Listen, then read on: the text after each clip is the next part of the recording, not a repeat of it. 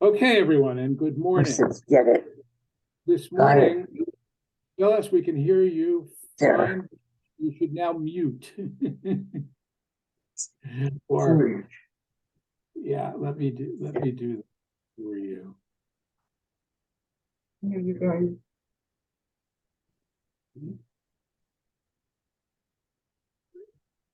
All right, you know what we can do? I'm gonna work on it and then we can.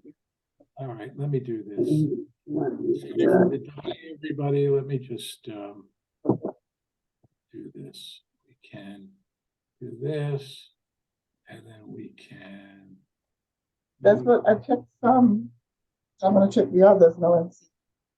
Okay, I've now muted everybody, so you can unmute when we come to the questions. Okay, so at this point, we are Deuteronomy chapter 5, verse 18, and that is on page 1021 in the Eitz Chaim.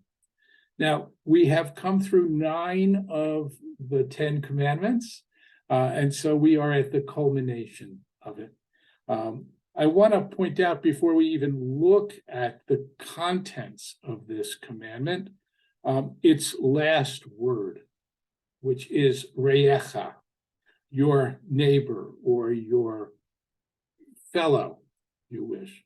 And if you go back just a few verses to the beginning of the 10 Commandments, you'll see that the first word is Anochi, Anochi Adonai Elohecha. So it begins, I am the Lord, and it ends with the word Re'echa, your fellow.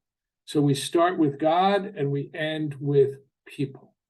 And as I mentioned last time, that sort of is mirrored in the fact that the first series of commandments, the first half, have to do with our relationship with God, and the second half with our relationship with other people. Now, this is in some ways the most controversial commandment in that it's really hard to exactly understand what we are commanded to do here. And there are a couple of different schools of thought on it, but let's read it through first. So you should not covet your neighbor's wife. You should not crave. There's covet, and then there's crave your neighbor's house, his field, his male or female servant, his ox or his ass, or anything that is your neighbor's. And I want to look back just for a moment at the first time this commandment is mentioned.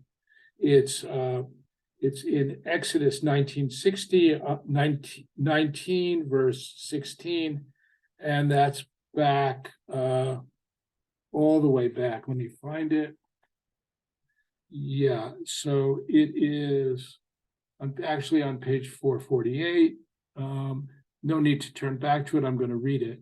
You should not covet your neighbor's house. You should not covet your neighbor's wife or his male or female slave or his ox or his ass or anything that is your neighbor's. I'm going to read it one more time because while I read it, I want you to look at our text on page 1021. You should not covet your neighbor's house. You should not covet your neighbor's wife or his male or female slave or his ox, his ass, anything that is your neighbor. So notice the difference. In Deuteronomy, in Exodus, it began with house and then moved on to your neighbor's wife. Here, it is your neighbor's wife, full stop. And then your neighbor's house, field, slave, ox, ass, anything that belongs. The wife is here in Deuteronomy in a different category. And one could argue that wife here is being separated from property. Right? Everything else belongs to your neighbor. That is, your neighbor owns it. And here it's in a separate place. So why does Exodus do what it does. I can't tell you that. But notice this commandment is addressed to men,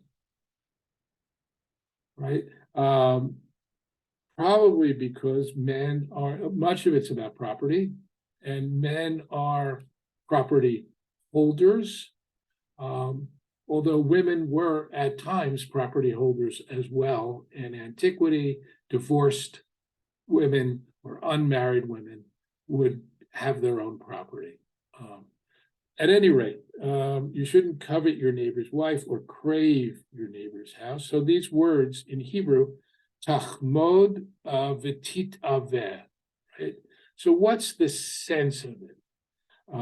Tachmod has a resonance back in the 3rd chapter of the book of Genesis, right? Where we're told about the Garden of Eden, and we have the story of Eve, who is tempted by the serpent, snake. And it says she saw the fruit that was nechmad, that it was pleasurable, that it drew her, right? That she coveted it, that she craved it, right? So, and of course, that leads to the expulsion from the Garden of Eden and everything else.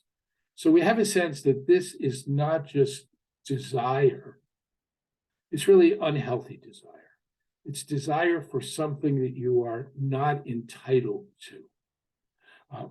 More than that, there is a sense that it belongs to your neighbor. And the reason why I want to emphasize that, and I think it's particularly relevant for our time, is because we are constantly surrounded by advertisements and other things which seek to entice us to purchase products, right? Be the first one on your block to have this, and all your neighbors will be jealous, things like that. That's not the kind of jealousy we're talking about here, because your neighbor could easily go out and buy it. It's not, what we're talking about here is something very specific. It is the property of someone else, and you're not entitled to it because it belongs to them. You can easily, if you wish, go out and purchase the same item or something nicer. So it's not talking about that. What does it mean to crave it and covet it? And this is the hard question, because does it involve merely a desire, a feeling, or is it more than that? And at first blush, you might argue, can't be a feeling, because after all, we have no control over our feelings. Right? All kinds of things come up. And so you could say, how could God command us not to feel something? Well, it is possible that that's what God is doing. And I want to point out that God does tell us, for example, V'ahavta et Adonai Elohecha, which we'll see in a few minutes. You should love the Lord your God. Right? That seems like a feeling. Love your neighbor as yourself seems like a feeling. And there are other places in the Torah where God seems to be telling us how we should feel, or what feelings we should endeavor not to feel. And so that's one way of looking at this, that it is actually about the feeling. And so some traditional commentators want to kind of explain, so how could we avoid that? And one of the examples is to think of, let's say that you have a desire for your neighbor's spouse, and to use the language of the Torah, your neighbor's wife. And you're just infatuated and you can't get it out of your mind, and so on. So one thing you could do is to think about her as though you were the king's you were a lowly commoner, and this woman was the king's daughter. You might think she's beautiful. You might even like to think that you would like her to be your wife. But realistically, that's not happening.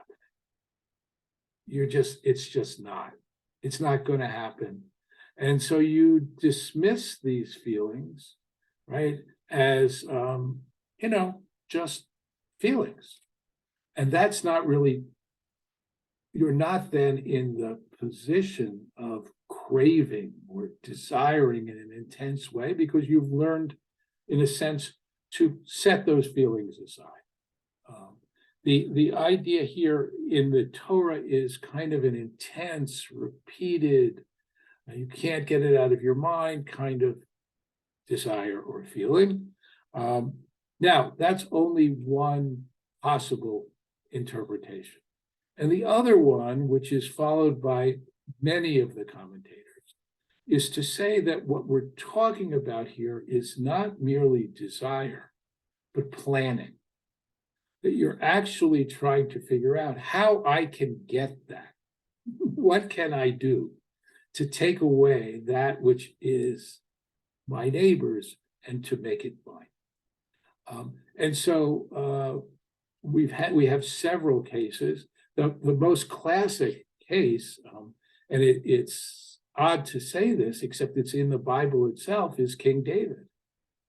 Right, King David, who goes out in his palace one day and he sees his neighbor's wife, that is Bathsheba, this beautiful woman who's in her bath. Apparently she's bathing on the roof. Presumably she thinks she's unseen, but the king's palace is after all big, and if he's all the way up there, he does manage to see her. And he wants her. And so he gets her husband ultimately sent away to war. And while she's at war, he sends her a letter demanding that she come to him. So there's the action, right? It's the desire followed by the planning, followed by the action. And the story, and she can't say no to the king. And the story then goes on to say it's even worse, because now she becomes pregnant and her husband comes back, and David really is in a quandary. So he has him sent back to the war and has him put in the front line so that he'll be killed. Right? So we get not only adultery, but murder. King David is a very complicated, controversial figure. At any rate, all of this really comes from desire, followed by planning, followed by action. And that's the other stream of the tradition. Think whatever you want, but when you begin to plan and to figure out how you can get it, you're over the line. And that's when you violate this commandment. It's interesting that this commandment comes at the end, because in a sense, you could argue, it seems less severe, right? I mean, real adultery is far worse than desiring something, even if you begin to conspire to do it. Actually doing it is worse, and so true of murder, and so true of idolatry, and so on. So it's not surprising that it's the last in the list, because these commandments also often go from more grave to less grave. But it's important to also understand, I think, that part of why this commandment is so important is the idea that these desires lead to the violation of other commandments. Ultimately, they lead you to act in ways where you commit murder, or you commit idolatry, or you steal from someone because you just have to have that thing that they had, right? Or because their God seems to be blessing them and you want those blessings, or you can look at it as you will. This sense of desire is the engine that feeds the other commandments and the violation of those commandments. Okay, so I'm going to open things up now. We've made our way through the entire, it's only taken us now 4 weeks. We've made our way through the entire 10 commandments. And I want to, let me just put this down. And we're going to open this up, changing the view. Okay, everyone. So any commandments on coveting? Or actually, before we leave them now on any of the other 10 commandments, I just want to give you an opportunity to unmute and to ask or say whatever you want to say before we move on. Barry. I'm sure no one takes the word neighbor literally. Yes. Yes. You are correct. That no one gets... But the question arises, how to what extent does the word neighbor apply? Now, often in war, there are spoils are taken. Yes. So, generally speaking, neighbor refers to your fellow Israelite. Right? That seems, and that's exactly right. So you can desire what your enemies have, and in fact, you can take them, and it's not considered theft. Right? Those are the rules of warfare, in a sense, and expected, at least in biblical times. We see lots of examples of it. The spoils of war, and it's not just the Bible, of course. If you read the Iliad, right, Homer's Iliad, one of the whole purposes of going to war is spoils and dividing the spoils and enriching yourself. We're not talking there about defensive wars, even though in the Iliad, of course, the reason for the war, the ostensive reason for the war is because someone's wife has been taken away. But really, warfare in antiquity in general was about spoils. This is your fellow Israelite. And that raises a question about other verses which refer to neighbor, right? V'ahavta l'reacha kamocha, you should love your neighbor as yourself. Is that only your fellow Israelite, right? And one can argue with a fair, consistency that that's what the Bible means. However, if you look at Jewish commentaries over millennia, there's really an emphasis to shift away from that sense of neighbor and to universalize it. But I think the simple meaning of the text here, at least, is your neighbor, meaning your fellow Israelite. And then the broader sense, of course, would be your fellow human being. And I don't think that's what's implied here at all. Okay, any other questions before we move on? Yeah, go ahead, Saul.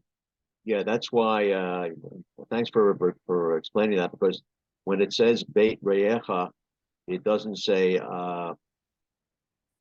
your friend here. In the actual translation, Reyecha in Hebrew, which the translation in the Hertz here that I have is neighbor.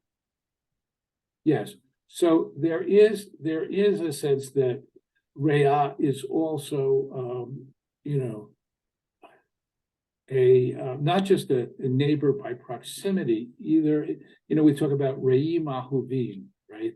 Loving friends, which there's that sense that there's already, the loving part, right, talks about intimacy, but there is that sense of people in your circle, right? And I think here, because the whole community of Israel is viewed as an entity, anyone who is part of the Jewish people is within that circle. Okay, so anything else?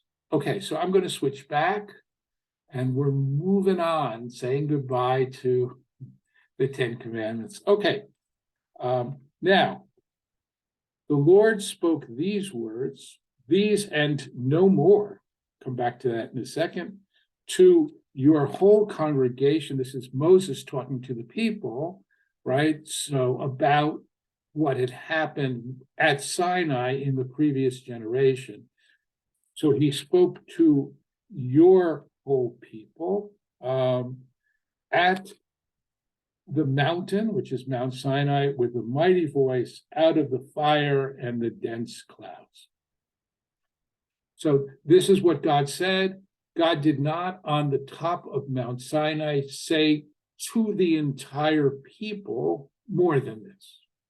It's not that God doesn't say more than this, but it's not delivered directly to the whole people. And it said, Moses says, God inscribed them on 2 tablets of stone, which God gave to me. So let's talk about these tablets for a minute. And I know, Sandy, you had actually emailed me about this. So the first thing is, let's set aside the idea that these tablets look like what we generally think they look like, which is, they're kind of rectangles, but the top is in sort of an arch, right? And there are 2 of them. Probably not. That first shows up, that view of the tablet first shows up in the Middle Ages in Christian art. We have no sense that it existed before. Scholars generally think that these were square rather than rectangular, although you could see how a rectangular, it'd be easier to write on a rectangle, as we have our 8.5 by 11 sheets even today, right? And then the question is, where are they inscribed? And by that I mean just on the front of each tablet or on the front and back of each tablet. And we can look at some passages, you can find passages which seem to apply not just the front, but also the back. And so if that's the case, why do we need 2 tablets to do that? And so when we see them visually, we see, oh, well, when we see the thing of as one side and we have the positive, between us and God on one side, between us and our fellow human beings on the other side. Well, if you look back to some archaeological finds about treaties, remember when we started the 10 Commandments now 4 weeks ago, I talked a little bit about the question of whether or not the opening statement, I am the Lord your God who brought you out of the land of Egypt to be your God, whether that really is a command at all. And I mentioned that there were in antiquity these treaties that were made between a king and a vassal, and we have examples of them. They exist. They were found on clay tablets, right? And those generally began with some statement, I am the king of Gerar who conquered your enemies and freed you from their servitude. And then it goes on as if to say, and therefore you need to bring me tribute, and you need to do this, and you need to do that, right? So the 10 Commandments seems to follow a certain pattern. That was the pattern of these king-vassal sort of treaties in antiquity. Those were written in 2 copies. They were written in duplicate. They didn't have Xerox machines or carbon coffee making ways. That's very inarticulate, but carbon paper anyway, right? So they had to do something, and they made 2 copies. Why? One was held by the king, and one was held by the vassal, right? Like you sign a contract today, and each side gets their copy of the contract. So it doesn't really make sense to think about this as something that God is holding on to, right? So one attempt to explain, if they're separate tablets and have the entire text on each one, front and back, is that one went into God's repository, which will become the ark, right? Think about that image of the commandments that are put in the ark. And then there would be a second set. that would be held by the people themselves. Very unclear. I'm not suggesting that's what happened. It's just a way of trying to deal with the suggestion that there are two tablets written on both sides. I don't really have a way to resolve that, so I'm gonna move on. But the idea here, yes, sure. Does the word 10 actually appear anywhere in? Yes, it does. They are referred to as Aseret HaDevarim, and it is right. Just turning back to find it exactly. See if I can see it.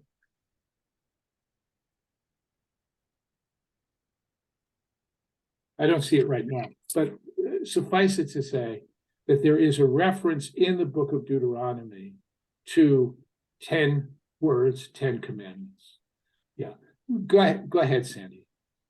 I see you have your hand up. Let me. Yeah, I'm sorry. Is it okay to ask you now? Yeah, you know what? You know what? Why don't you save it? Because then I'll have to switch with you. And Okay, switch all right, back. okay. We're going to come to another opportunity for questions pretty soon. Okay. So God gave the two tablets to Moses, and God inscribed them, right? He inscribed on two tablets. That is to say, these are written in the divine hand. A very anthropomorphic language, of course, but we see that throughout the book of Exodus also, right? With the hand of God, with the outstretched hand, God took us out, outstretched hand, mighty arm, so on. But the idea is that these tablets really are coming to earth. It's something that God has created and is coming down from the hand of God. God is the artisan here, which is really striking. Even more striking if you consider the fact that Moses will actually smash them, these divine tablets, at the time of the golden calf. But when he does, the question then is what happens to the fragments? And the tradition is that they are collected and put in the ark along with the new set of tablets, which Moses actually writes out and brings down, because you can't throw away something that's sacred in that way. At any rate, so when you heard the voice out of the darkness, while the mountain was ablaze with fire, you came to me. That is, Moses says that you, meaning the people, came to me, all your tribal heads and elders, and said, the Lord our God has just shown us his majestic presence, and we have heard his voice out of the fire. We have seen this day that man may live, though God has spoken to him. So we didn't die. Wow, we didn't die. Even though we have seen God's, the Hebrew word here is kivodo, God's kavod. So God's kavod is a technical term. And here you see the word presence is capitalized here, right? Which is not accidental, right? The idea here is that God's presence is palpable. It's not just, oh yes, I feel God is nearby. God is manifest. It's a manifestation of God. So they have seen that manifestation. Now that doesn't mean they've seen God. Right?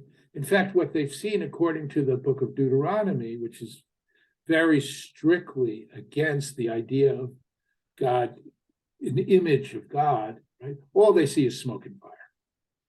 But somehow that smoke and fire is masking something or representing something, which is tangible and real. So, and they've come as close, in other words, to God as a human being could possibly come, and they didn't die, right? But what they say, what mortal has ever heard the voice of the living God speak out of the fire as we did and lived? It's unbelievable. But you go closer and hear that all that the Lord our God says, and then you'll tell us everything that God tells you. In other words, we've been okay so far, and we don't want to push our luck. So from now on, thank you, God, for showing us that you care.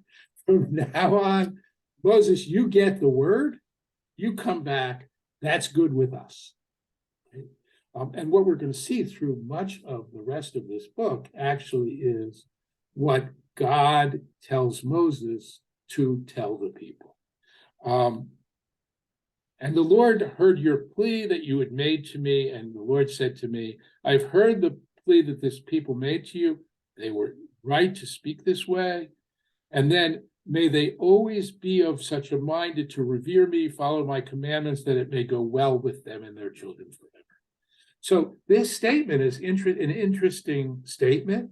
God says, I'm impressed with their piety, and they mention the rules. They want to follow the rules. I'm very impressed with that. May it always be so. Notice that God says, doesn't say, I'm going to make them do it. Right? There is here a fundamental recognition of free choice, that that's what God wants, that that's how God has set up the world, that we are not meant to be mechanical beings or a computer that has a program that it must follow regardless, right? We make choices, we live with the consequences of those choices. And here God is pleased that it is our intent as a people. We've kind of accepted this, and it's our intent to do indeed what Moses tells us that God tells him to tell us to do. Okay, on that note, I am going to open it up again for questions, and I'm happy to hear them. Sandy first. Okay, so I had a question, but then you said something. So now, if it's okay, I have two questions. Go ahead. Okay, so the first one is, when Moses came down the mountain with the tablets, was it just the Ten Commandments? I thought it was like the whole Torah. It's clear that there's a distinction between the idea that Moses somehow received, right? And this is rabbinic only, it's not biblical, receives the whole Torah at Mount Sinai, meaning orally or however God communicates. And what he brings down, the idea that the whole Torah could be written on 2 stone tablets is simply impossible, right? It doesn't mean that. The rabbis, when they say this, don't mean that. But somehow, see, what the rabbis want and what they believe in is that the entire Torah has the authority of Mount Sinai, that these are God's words and they have been conveyed. And so they say, and remember that Moses is going to be there for 40 days and 40 nights, and he's going to get all this instruction. So he's bringing it down in the sense that it's up here, right? It's in his mind to communicate, but not in the sense. The only thing on those tablets are the 10 Commandments. Your other question. So you mentioned, thank you. So you mentioned that that God wrote the 10 Commandments, which, yes.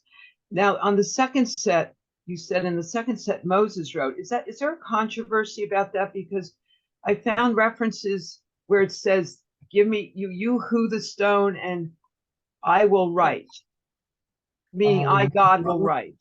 So is there a controversy as to who wrote the second set? No, I don't think so. But let me, before I say that definitively, I will go back to. I know you're probably going to come to this later in Deuteronomy, but I was just wondering, because you said Moses wrote the second set. Yes, and let me go back here to see if I can find it. Yes.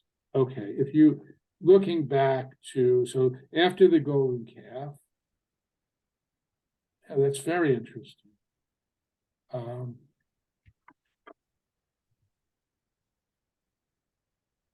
mean, Rabbi, in the Hertz Humash, it says that God wrote it.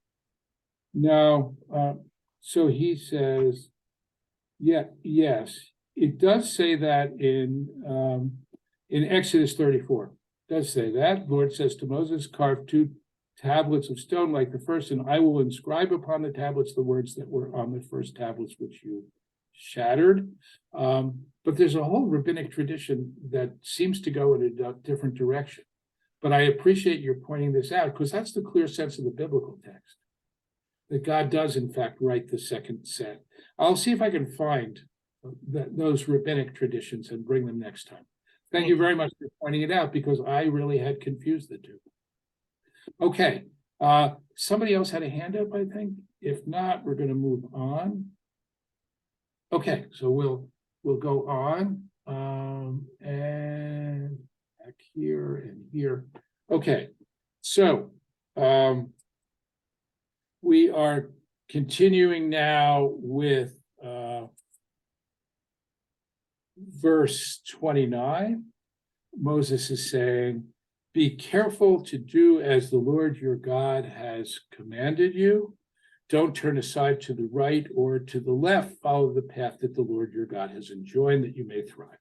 So this idea, the imagery here, right, is of a pathway. That what God is enjoining us is a way to walk. And you shouldn't stray, right? Tasuru rather, you shouldn't go astray to one side or to the other. Right? And this is similar to language which we've seen before, don't add or subtract. But what's interesting to me here, and I think I've mentioned this also before, is the idea that what God is commanding us is a path in life. And the Hebrew word for law, Jewish law, is halakha, from the word holech, which means to walk, to go. Right? Other religious traditions, Taoism, for example, also use this metaphor of a path in the world. And we, even in English, say, go on the straight and narrow. Right? There is that also, that sense of that the way we should live is to follow the straight and narrow, to follow a path. Okay, jumping ahead now to chapter 6. And this instruction, this is the instruction, the laws and the rules. And there's a lot of commentary about, well, what's the difference between mitzvot and hukim and mishpatim, 3 different words, and can we divide the commandments into different categories? One of the best known ideas is that the hukim, which I guess is here is laws as opposed to rules. A chok is a law for which there is no explanation. Right? We just have to accept it. It's a law that seems arbitrary, doesn't make sense to us. Why not eat a pig? Why are cows okay and pigs are not okay? And yes, you could say, well, a pig doesn't chew its cud, and but so what? Right? Why does it matter whether it chews its cud or not? Right? So one way of looking at a chok, particular kind of legislation, is God said it, therefore we should do it. We don't need an explanation. And in fact, if you wish, you could say that the explanation is obedience. God wants us to do it simply. I'm your father, do what I tell you, right? As we sometimes say to our kids when they say, why this, why that? Well, I'm your father, do what I say, right? So they grow up, that doesn't work anymore. And maybe it didn't even work in those days. Anyway, so to be observed in the land that you are about to cross over. So what we're going to get soon is a lot of legislation, and the point of that legislation is that these are rules specific. There are some exceptions, but largely specific to the land of Israel, right? And to fighting. There are going to be laws of warfare, for example, because the people are going to have to fight their way into the land. So we're going to see that through much of the rest of the book of Deuteronomy. Obey, O Israel. And here, look at the word in Hebrew, vishamanta, right? Vishamata, shma, right? The word hear, as we often translate it, as in, which we're going to come to almost immediately, but we're not going to do very much of it because we don't have time. Shema Yisrael, hear, O Israel. Hear means more than listen, right? It means listen up. And it really has a sense of to listen to God's voice is to obey God, right? Just as you could say, God expressing a desire makes it happen, right? God says, let there be light.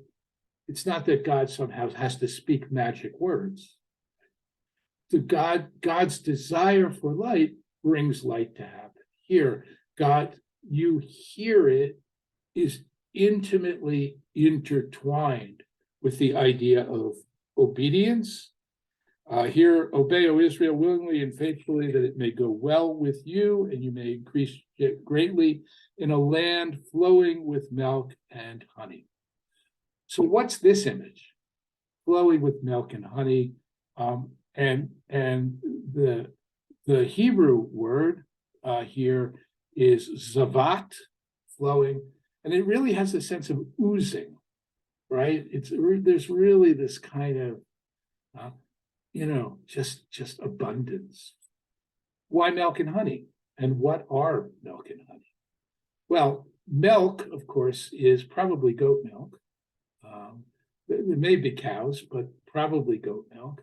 And honey is not just, it's a much more general term than the way we use honey today. When we talk about honey, we generally talk about bees' honey that, from a hive. The biblical text probably is talking about not to exclude bees' honey. We do have a sense of that in the story of Samson, taking the honey from the honeycomb, but probably more commonly referred to as date honey, from dates from a palm tree. The thing I want to point out about this is that these are products that are delicious and sustaining and require almost no work. Right? You have to care for the animal, but basically, you don't. It's not like wheat, right? Where you plant and reap and harvest and grind. These things come easily, right? And yes, you have to chase away the bees, or you have to climb the tree, or the dates come down. You have to process them a little bit. But I think the sense of abundance here is without much labor. Okay, I am going to open it up for questions. I will say this about the Shema. We're going to spend quite a bit of time on it, and in two ways. I want to look through the Shema in terms of the Torah itself and what it means in all of its details, and there's a lot of detail in there. And then I want to also look, and we'll do both next time, I want to look at how it's used in Jewish liturgy, why it's in the Siddur, how it's used in the Siddur, how we recite it, what its purpose is, all of that. So we're really going to focus pretty intensely on the Shema next time. In the meantime, let me open this up. Any questions on anything that we've covered today? Go Go ahead, Sandy. I need a question. I'm sorry, I don't want to take, I don't want to take the break from someone else. Your questions are always good, and in the No, last case, I wanted to make sure no one, anyway. No, it's a comment. Gary Bergman, a few years ago, sent me a video. You talking about, why certain animals are kosher and some are, why some can be eaten and others can't. It's a science, it shows scientifically why we don't eat certain animals, in the sense of, I know this sounds funny, but quote, less the pain. I don't know if you saw this. It cuts the artery immediately to the brain for cows, but not for pigs. They would suffer. I mean, it's amazing. It's an amazing video. So look, there have been a lot of attempts to explain why certain animals are kosher and other ones are not. And I'm not disputing that. I don't know particularly. It's certainly not an idea that when the rabbis were trying to figure out the meaning of the word chok, they knew. There's some anthropologists who have also talked about pork and whether, because it consumes so many resources, whether it's a good thing to have in the land of Israel, given the sort of resources available in the land of Israel. There have been a variety of attempts to explain or justify, why. But you can take other examples, and the classic example is the red heifer, right? That a person who becomes ritually impure there's a potion that's made from the ashes of this red heifer, and it gets sprinkled on that impure person, and they are purified. But the person who sprinkles it becomes impure, and the rabbis themselves say, this makes no sense. It makes absolutely no sense. Why are we doing it? It's because what God tells us to do. It's a classic example of a chok. Maybe we could find an explanation for it. I'm not saying it isn't, but it seems on the surface of it to be arbitrary, right? There was, of course, the classic attempt to explain pork by saying that it is, you can get trichinosis from pork. These are really about health, right? But that's certainly not what the Torah says about the dietary laws. It says it makes you holy, not healthy, right? So I'm not. It may be less pain, more pain, but that's certainly not why the Jewish tradition. I mean, I'm not saying that what the Bible says is the Bible itself uses the word chok to mean something that has no apparent reason. I'm not saying that. I'm saying that the rabbinic tradition uses that word to categorize things that they say has no apparent meaning. And I would go one step further and say that Maimonides says that there is no law in the Torah that doesn't have a meaning, just that we don't understand them. So, if Maimonides was convinced by the video, if he was alive today, he would say, now I understand the reason for this. Maimonides, for example, explains the prohibition against mixing milk and meat to say that this was an ancient pagan practice. And it's about separating ourselves from idolatry. Right? And perhaps also has to do with the sense of cruelty, or at least, a sense of repulsion from the idea that this milk was meant to sustain this goat's life, and it's now used to take that life to boil them. Okay, anything else really quickly? We have time, actually. We have a few more minutes. Anything? Okay, so we will pick up next time. I do want to thank those of you again who have contributed to support this class. I really do appreciate it. I'm going to see you all next week and dig into the Shema. If you want homework, I would ask you to read it over and read it carefully. And think about also why it plays such a role in our tradition. Not just in the liturgy, right? But it's supposed to be the first thing you teach a child, as soon as they're old enough to be taught. It's supposed to be the last thing that we say before we leave this world. So it's impossible, I think, to underestimate the importance of it. We'll talk about all that next time. And in the interim, just want to wish you a great week. Okay, everybody. Thank you so much, Rabbi. Pleasure.